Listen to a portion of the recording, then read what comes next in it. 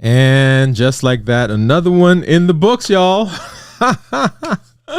Welcome back. This is Dr. Dwayne Wood, and I am just now getting to the end of another 72 hour. That's 72 hours, y'all. 3 days, another 72-hour fast. Oh, man. And I feel amazing. I feel great. We're going to share some data here with you to see where we are in terms of the numbers. As you know, we do what we do, right? We're going to check our blood sugars on our monitors. We're going to check our ketones.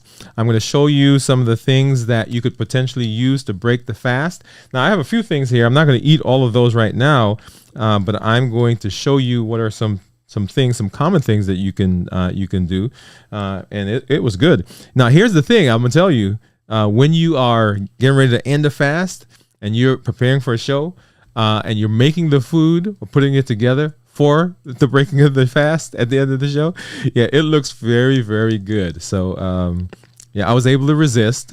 But we're gonna do that here in just a minute and show you what those are. But fasting. So why, y'all? Why do I fast? Let me hop over and I want to show you, share a couple of things with you. So why do I fast? I fast to put my diabetes in remission. That's the primary thing. So here we've been talking about New Year, New You.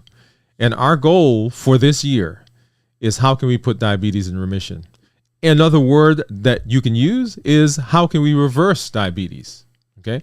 For the first time ever in 2021, I believe is when it came out, the American Diabetic Association put out criteria for putting diabetes in remission. In other words, for putting diabetes to the point where people don't have to take medication. And there are criteria for that. You know, for years, we've talked about diabetes being a chronic progressive disease. Chronic progressive. That means it's lifelong. That means it's there forever. That means that it gets worse and worse and worse over time.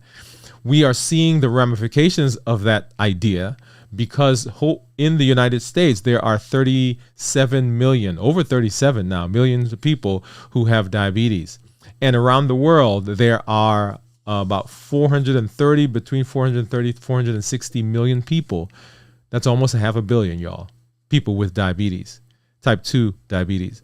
And we continue to see additional problems as it relates to diabetes, insulin resistance or hyperinsulinemia, insulin resistance, obesity, metabolic syndrome, and on and on and on. Something has to change. Something has to get better. Something has to click. And one of the tools that we've been using, one of the tools that I've been teaching is fasting. Fasting to break the shackles, break the hold, break the chains that diabetes has on our society. And I've been doing the 72-hour fast. So one reason for doing the 72-hour fast, and you may know that I was diagnosed with diabetes more than several years ago. And for a very long time, even as I was managing other people's diabetes as a physician, I was not taking care of myself. New year, new you, y'all. New year, new you. And so the question is, how do we put our diabetes in remission? And part of the reason that I fast is because I am working on my own health. And as we work together in this community where we educate, empower, and encourage each other, we are aiming by the end of this year to make great strides and to do a lot of great things. So one of the reasons that I fast is because, yep, that's right, I am working on putting my diabetes in remission. The other is metabolic syndrome. So you heard me talk about all the other things that can happen. And I think, let me see if I have, thought I had that up here somewhere. But one of the other things that we see, other things that we see as it relates to diabetes is that there are other disease processes. There are other items that come up that will cause problems for patients who have diabetes, people who have hyperinsulinemia, right? And you see that there you are, hypertension. So high blood pressure, high cholesterol, hyperlipidemia, coronary artery disease, polycystic ovarian syndrome, obesity, or problems with weight, non-alcoholic fatty liver disease, right? It is becoming a problem. It used to be an issue for alcoholics, but now we are seeing people with fatty liver, we see people with cirrhosis that go on to have issues with their liver who have never touched alcohol, but they are in the metabolic arena. And then, of course, metabolic syndrome, as we've been talking about. So all of these are things that we will see with patients who have diabetes. And so one of the reasons that I fast is because I'm working on the metabolic syndrome, right? Working on that metabolic syndrome. What can we do to get our diabetes under control? The other reason I fast is for education and empowerment here on the channel, right? So we are teaching. I am teaching. That is our motto. You see it here, right? So educating, empowering, and encouraging. Educating, empowering, and encouraging. That's what we do.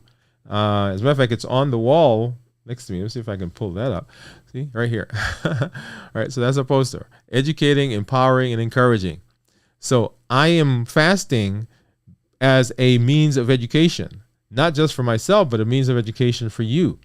And the empowerment, so we're teaching all the trappings, all the things that go along with the management of diabetes, with the reduction of medication, with the remission of our diabetes. We're teaching that in all the shows that we do, the shorts that you may see, but also empowerment. Empowerment comes with the tools.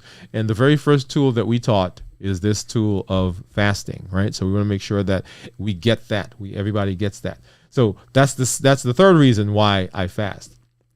The next reason I fast is for personal health exploration. Right? So there are a lot of things that I want to be able to do in my body. Some of you may know that several years ago, and we're looking back, maybe 6 years, I became ill and I started going to all the doctors, right? Just like people come to me, and no one could tell me what was going on. No one would tell me what was going on in my body, right? As of now, and 5 years, 6 years later, no one has been able to tell me what happened, right? What happened during that period. And that was a period, if you've been on the internet, you may see some of my story or hear other people talking about it. But that was a very debilitating, embarrassing time that had a lot of ramifications mentally and so forth. Okay, so I fast because of personal health exploration. I want to know what's going on in here, and then I fast to advance medical understanding. There's been so much talk about diabetes in the old form, in the old way that we treat diabetes, and I want to be part of the group. I want to be part of the culture that says, hey, we can make a difference. Okay, so reasons why I fast. And we'll come back and we'll talk about here in a minute a tip or two that we can use as we are fasting. All right. Okay. So let's get to it. Let's get to the numbers, right? Because I know that's what you want to see. You want to see where I am. You want to see what these numbers have been. We're going to spend some time walking through this. First, let's take a look at, and as you know, I have my meter off to the side, but I do have my continuous meters as well. And then we have some food over on the side that we're going to show you here in just a little while. So first of all, let's hop over and let's see what my Dexcom is showing. And so right now my Dexcom is showing that the blood sugar is 83. Blood sugar is 83. And then if I pop over to my Libre, blood sugar is 85, right? 83 and 85. So those are pretty close to each other, aren't they? Yeah. Yeah. So then let's hop over and let's take a look at what our glucose monitor is going to tell us. First, I'm going to start with glucose because I know everybody wants to see where the ketones are, but we're going to start with the blood sugar. So first, let's get our meter and our strip. Pop that off. And as you know, I always just use the Lancet. get a drop of blood. Oops, I put that in the wrong way. So you got to put it in the right way. All right, you guys probably saw that. And you were thinking, hey, look at that. It's upside down. Okay. And so here in just a minute, we'll get what that blood sugar is. And why don't I go to this view so we can actually see all of it together. How about that? Okay. So blood sugar of 60. All right. So we're going to pop that one off. And let's see what our ketones are. All right. So as you know, as the blood sugar goes down, the ketones go up. Get that drop of blood. And we should see that here in just a minute. All right, let's see. What do you think it's going to be? I think maybe 3 point something, maybe 4. 4.4. Look at that. 4.4 is what the meter is showing. And blood sugar of 60. So let's hop over to the app, because the app is going to give us, it's going to pull everything in, and then it's going to do our calculation to show us what the GKI, or glucose ketone index, is. And so we've popped that in, and look at that. The GKI is 0.7. So let's review a little bit. So for nutritional ketosis, the ketones are usually between 0.5 and 1.5. Anything above 1.5 is considered therapeutic ketosis, and the GKI, or glucose ketone index, is simply a division of the blood sugar divided by the ketones. So blood sugar divided by ketones. Now you're looking at this and you say, wait a minute, 60 divided by 4.4 is not 0.7. Well, what you got to do is you got to convert the 60 into international standard, and you basically divide 60 by 18, right? 60 by 18, and then divide that by 4.4, and that's where we get the 0.7 from. So let's look at the graph, and if you've been following along, you know that as the blood sugars rise, see, the blood sugar is kind of that tan line at the top. As the blood sugars rise, the ketones drop. So here is a blood sugar of 131, and ketones were 0.8. And as the blood sugars come down, the ketones rise, right? So that was 0.8. So here's one where blood sugars are 98, ketones are 0.8. Here's one where they're almost close together. And let's see, what was the blood sugar at that one? So ketones were 1.6, so higher. And then the blood sugar was 86. Okay. And then look at this. The ketones and the blood sugars cross. And the ketones continue to rise as the blood sugars are dropping. And so ketones there of 3.4 with a blood sugar of 78. Ketones of 3.6, blood sugar of 81.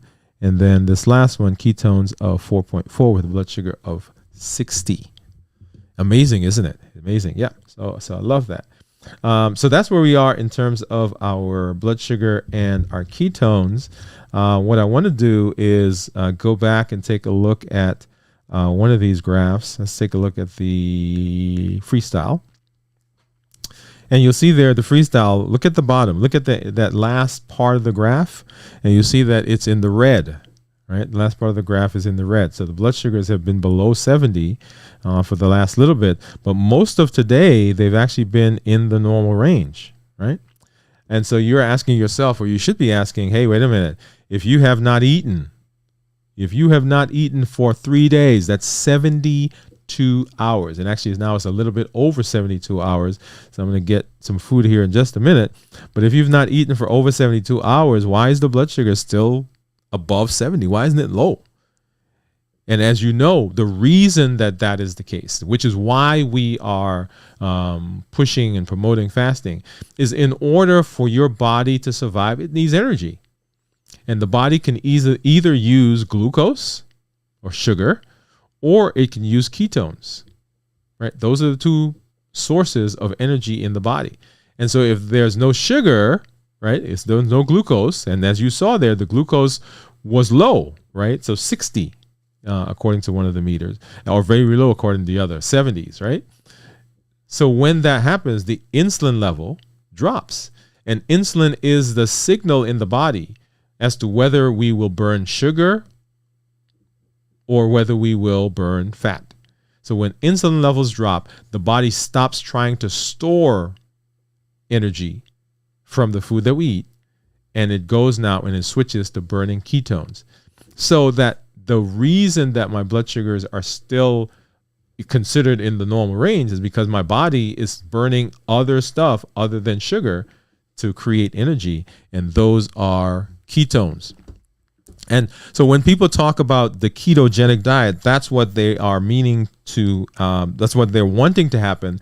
They want their ketones, they want to help the body switch from burning ketones to burning, from burning sugar to burning ketones. And that can happen in fasting, or that does happen in fasting. Okay.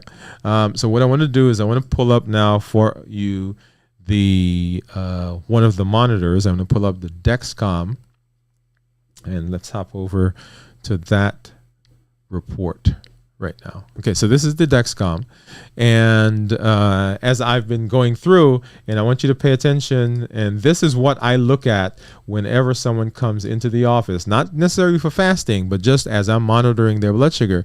The question that I always have is, what's their average blood sugar? And you see here for the last 2 weeks, right, from the 13th to the 26th, roughly 2 weeks, my average blood sugar has been 109.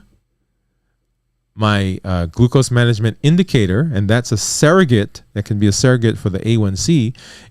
What this is saying is if my blood sugars continue to be at this range, then my A1C is going to be 5.9. Now, I saw my doctor, 2 weeks ago maybe. So back in December, my average blood sugar was about 125, and my A1C was 7.1. Here, I'm thinking back, 7.2, because it was a little higher. Okay. So here, this is saying that if my blood sugars continue to be in this range, my A1C would be a 5, or my estimated A1C may be a 5.9. Okay. So, and then, hey, how much time am I spending in the range? And the range here is 70 to 180. And you'll see that I'm spending 97% of the time in the target range. Now, I usually have my patients target a little lower or narrower range. I usually tell them between 100 and 120. 100 and 120. And then let's hop over and let's take a look at some of the graphs. Right, let's take a look at the daily graph, if I can get that to come up. And what I want to show here, so today is Friday, so let's back up and let's start here on Tuesday. So started the fast right here at about 6:45 with a blood sugar of 120. And we basically stayed in the 120s throughout the course of the rest of Tuesday. And then into Thursday, and you'll see those numbers, right? So 124. And right here, we talked about that spike that we see in the morning, which is the dawn phenomenon.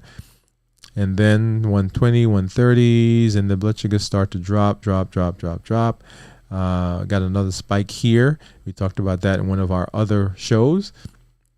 And down into the 90s, right? So that's it. That's Wednesday. That's over 24 hours now of fasting. And then now into Thursday, and if we watch Thursday we pretty much stayed in the 80s and 90s, and then I think a couple of times, there we go, we spiked up into the 100s, and that happened right here around, right? So right around here is where we spiked up, right? So in the morning, and a lot of people will say, hey, my morning numbers, when I go to sleep, I'm great, but when I wake up in the morning, I get that spike, and that's the dawn phenomenon that we keep talking about. And so we stayed in the hundreds, and then we start going down, and here's that spike again that I said that I've got to figure out a little bit what's causing that, right? Because that's not the dawn phenomenon. And then we stayed in the 80s, y'all, and then now into Friday.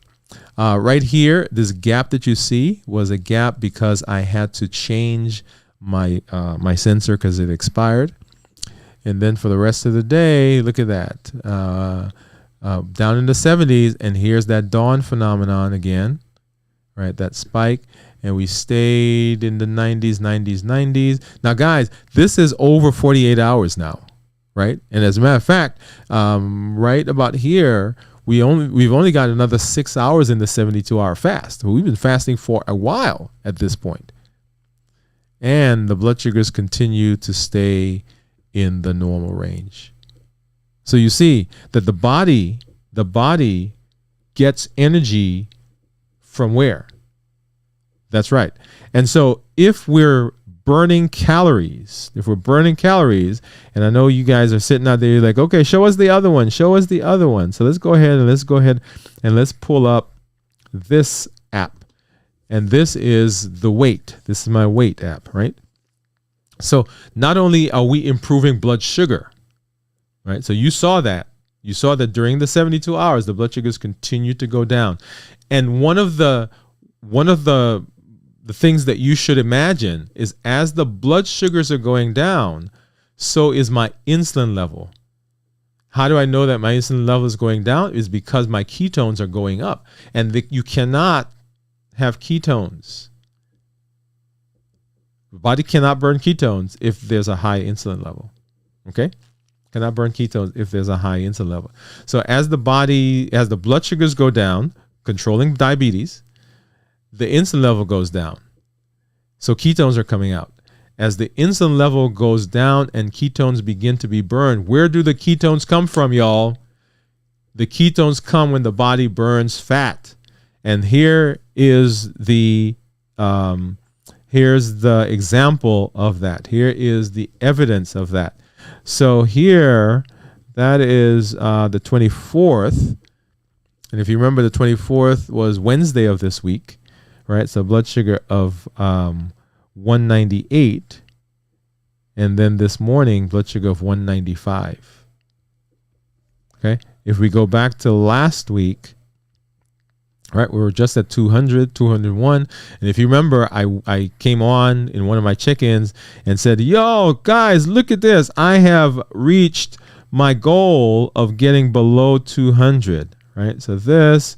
When was that? That was back at the beginning of January. Right? It's the beginning of January. So when we talk about managing diabetes in this arena, because some of you are sitting there, you're like, well, I'm not diabetic, so I don't have to listen to this. No. That's why I keep adding all of those other. And let me see. Let me pop that back up here. Let me pop these guys up. Right? So that's why I keep popping this up, and that's why I keep talking about them.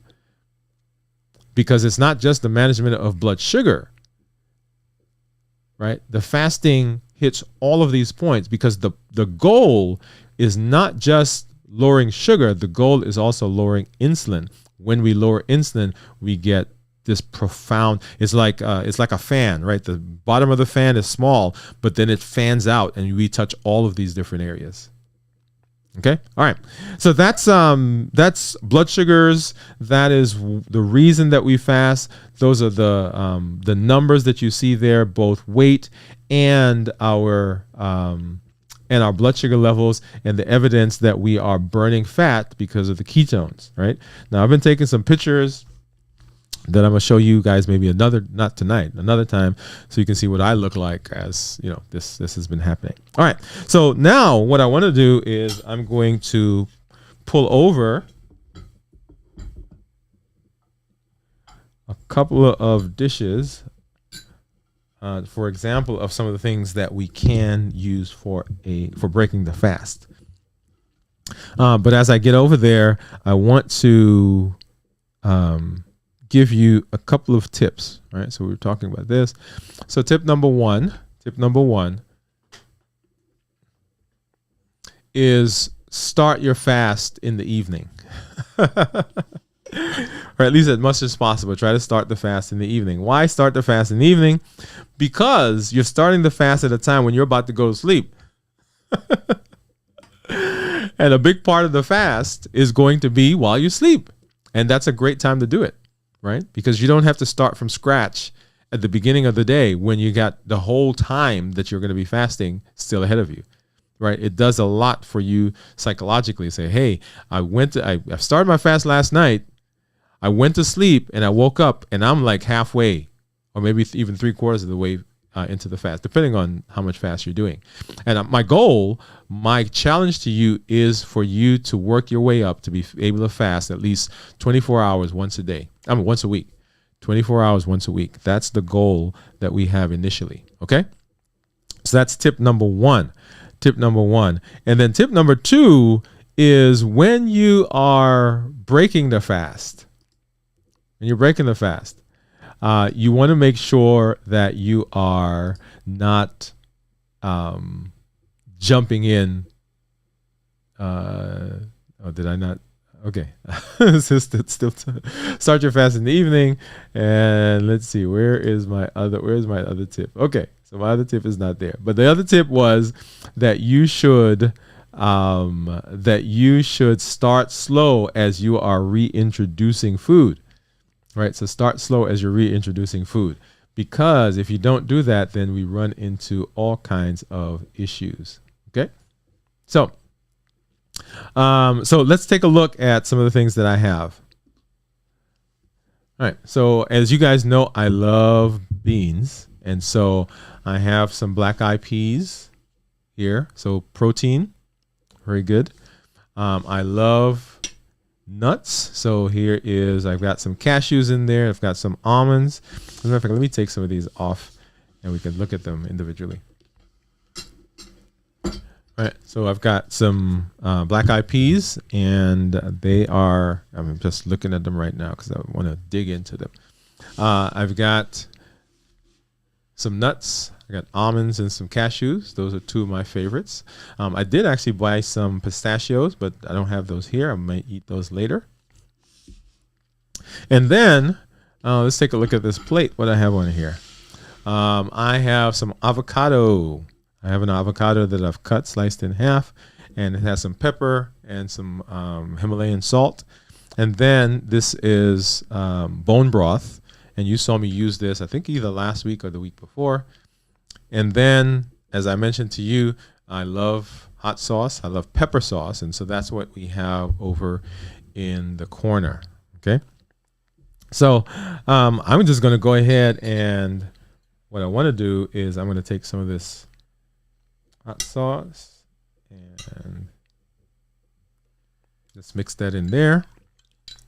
And this time I actually put some more salt, because you remember last week when I did it.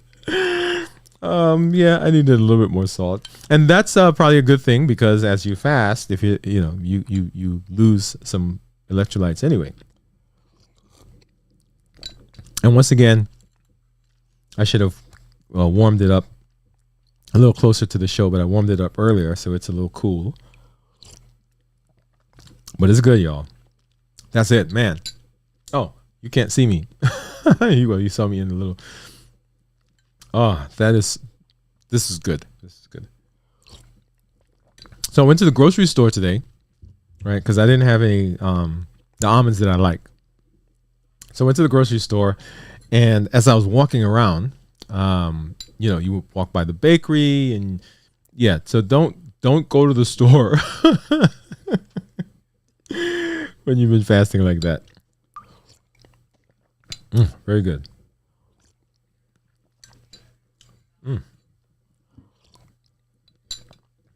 And the rest of the things, I think I am going to have some of those beans, by the way. All right. Now the reason for starting slow, and I think I can actually do the other, let's see, where is it? The other tip that I wanted to share with you was, okay, here it is.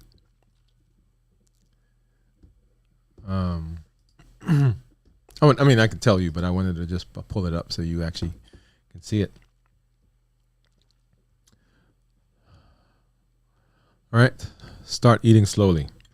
And the reason for that is after a prolonged fast, then there are certain enzymes that have changed in your body. Your body's adapted to the fast, and you can cause some other issues if you just start eating and you don't introduce slowly.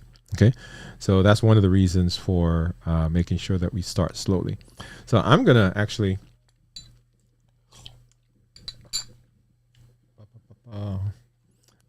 pick up that bowl of these guys. These are black eyed peas, and I'm gonna go ahead and have some of those.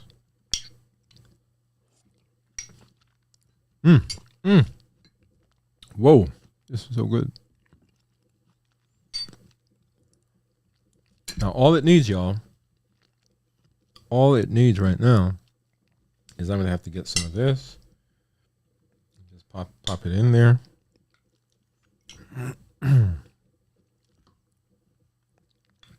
Yeah, if you haven't eaten black eyed peas, oh man, this is so good.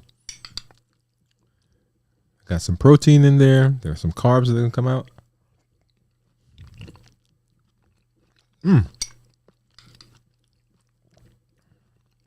yeah. Now of course I put that hot sauce in there. Yeah. All right. So I think I'm gonna have to pause. Ooh. Right. And I said I love hot sauce, but don't eat it while you're talking. Maybe I'll drink some of this.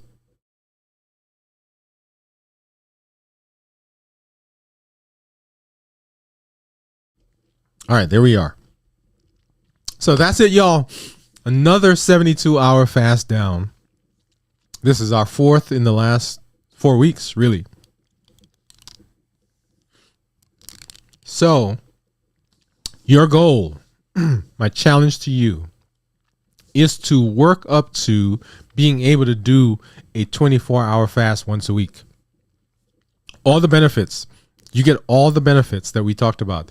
Reversing diabetes, putting diabetes in remission, dealing with high blood pressure, high cholesterol, polycystic ovarian syndrome, metabolic syndrome, obesity. And you saw the example that I showed, my own example of improvement in weight. Okay, so make sure that you're doing that, and come on back. Meet us on our show, 7 o'clock Central on Monday. And then next week, again, we'll be doing another 72-hour fast. Make sure that you're paying attention. Come join us. This is Dr. Dwayne Wood. That's Wood with an E. The E stands for endocrinology. Here on the channel, I educate, I empower. I encourage you to take charge of your health in your life, avoid complications, go to the next level, create the life you've always wanted. And in this year, y'all, new year, new you.